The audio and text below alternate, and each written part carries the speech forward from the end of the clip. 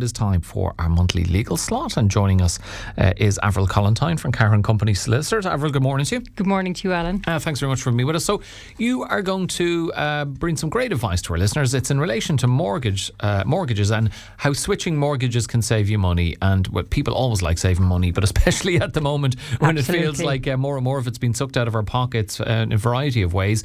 So I suppose let's start with a question in relation to fixed rate mortgages. If someone's fixed rate mortgage is due to end, what should they do? So this is something we would get a lot of questions on from clients, and particularly I suppose the people who I would have bought houses for maybe 5 years ago in 2021 who were on a lovely 2.9 or 3% rate. That rate is now coming to an end. So they're coming to us saying, well look, I'm going to try and switch. It's always a good idea. If you can save money, why not? When the fixed rate ends, you will be moved to a higher, usually more expensive standard variable rate if you don't switch.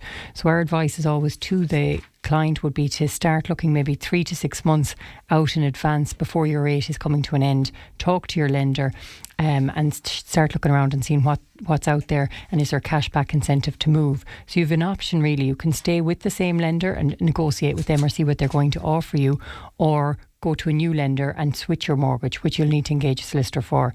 So there is options there, and as you say, it's absolutely beneficial if you can in the long run save any money.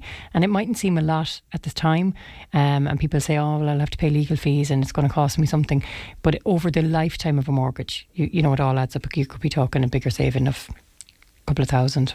Yeah. Better in your pocket than someone else's pocket, as they say. Talk to us about the new central bank rules and what they mean, though. So the central bank rules mean that lenders must actively notify you of the best rates and quantify what those fixed and variable options would mean for you. So 60 days before the end of your fixed rate mortgage, they must write to you and tell you about the cheaper mortgage options based on the equity in your house. Then you can obviously shop around, as I said, and look and see what the pros and cons are for switching with them. But they are obliged to give you at least 60 days notice of this. So it's something you should be actively looking at if you think it's coming to an end. And I'm saying for people who are on the fixed rate mortgages, because there'll be no breakage clause. But if you're on a different mortgage and it's not coming to the end, you would obviously have to look at that and see.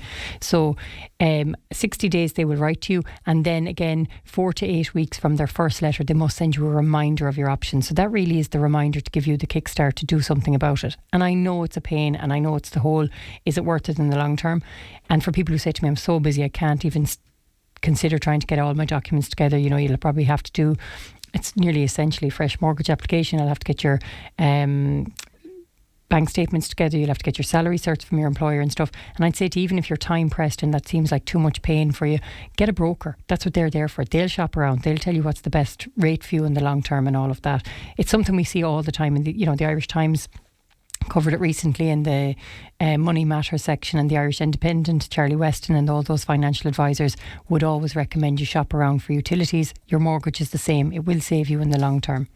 Okay, so what are the 5 essential steps that people should take, Avril? Yeah, so 5 things I put together just to say 5 easy steps for you to take. So number 1 would be to talk to your lender, find out exactly what's owed on your mortgage. So often I'd have meet people in the office and they'd look and they'd have a screenshot on their phone.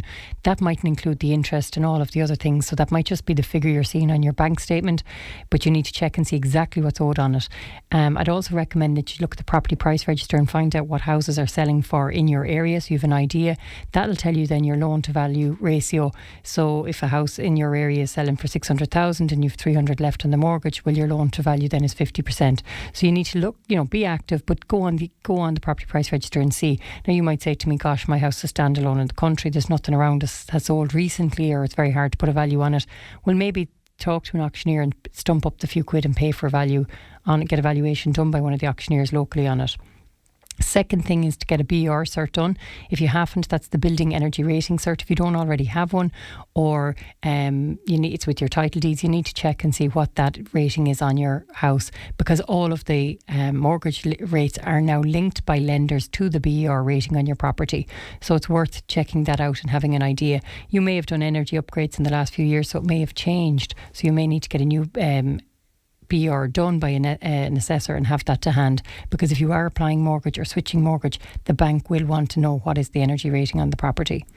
So you're armed with that information. Then you can go on like some of the mortgage rate comparison calculators.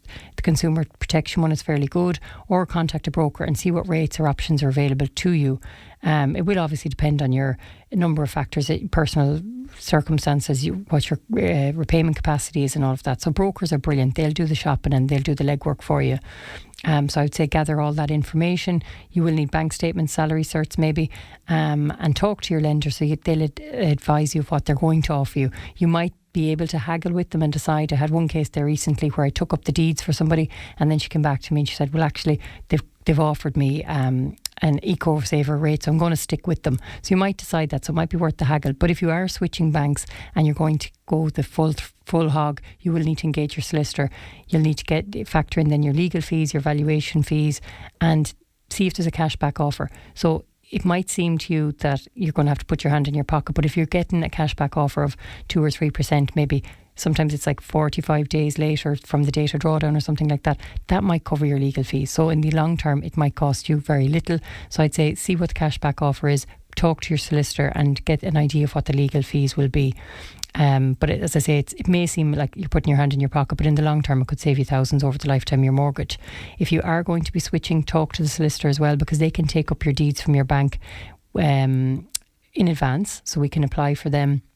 You sign an authority and we can apply for them and we can get them up early in the process. So then again, you can check and see what if the BR cert is there, or if you need to check on other documents. And if you're switching lender, your solicitor will need to take up those deeds for you. So start that process earlier and have an idea then of how you're going to, when the fixed rate is coming to an end, what you're going to do. Are you going to stay with your existing lender or switch completely? But it is worth doing, as I say. There is a bit of pain in it, but look, in the long term, it's certainly worth it. Okay, look, if it's going to save you money, it's definitely worth doing, even if there's a bit of work involved. Avril, thank you very much for highlighting that for listeners and helping them to save a few quid. Avril Collentine from Cahir and Company Solicitors. If you ever have any questions for Avril, do send them in to us